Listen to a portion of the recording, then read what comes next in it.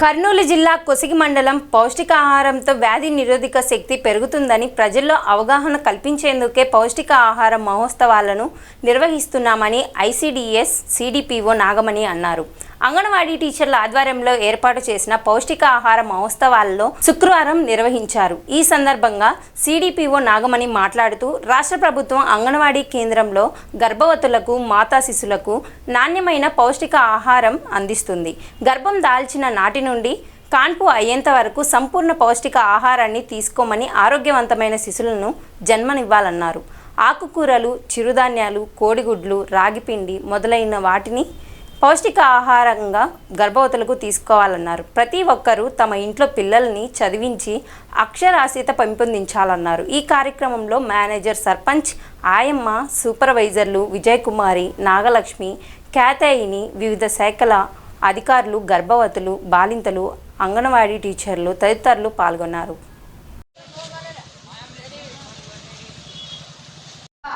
ఈ యొక్క ఆహారం తీసుకుని మంచి పద్ధతులు ఇవి చాలా విషయాలు ఉంటాయి. మన మేడం గారు కూడా సిడిపో మేడం గారికి ఈ కార్యక్రమాన్ని మెసేజ్ విని మీరందరూ కూడా ఈ యొక్క మీరు వింటారు కదమ్మా, మీరు ఖచ్చితంగా అమలు చెప్పాలి. ఎక్కడైనా సరే మీరు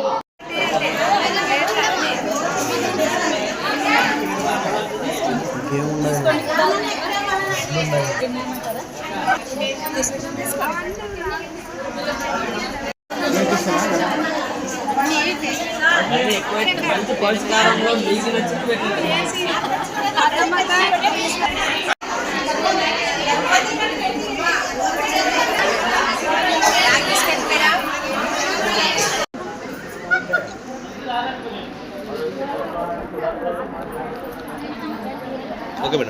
చాలా ఇంపార్టెంట్.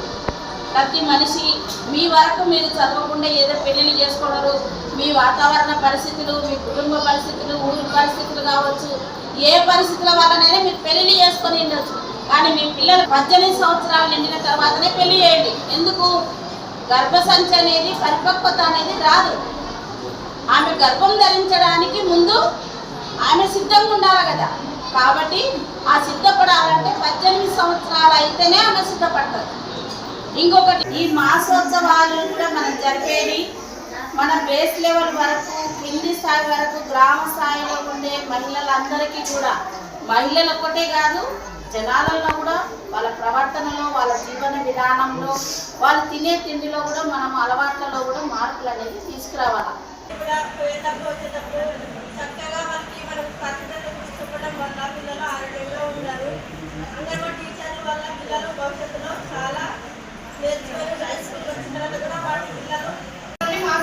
మీలో మార్పు వచ్చిందంటే మీ పుట్టబోయే పిల్లలకి, తర్వాత మీ చేతిలో బిడ్డకు మీరే ఒక గురువు అవుతారు. పొద్దున్న లేచిన వెంటనే కాఫీ, టీ తాగకుండా ఈ రాగండి తాగినారంటే ఐరన్ బాగా హెచ్పి అంటే రక్తం ఎక్కువ వృద్ధి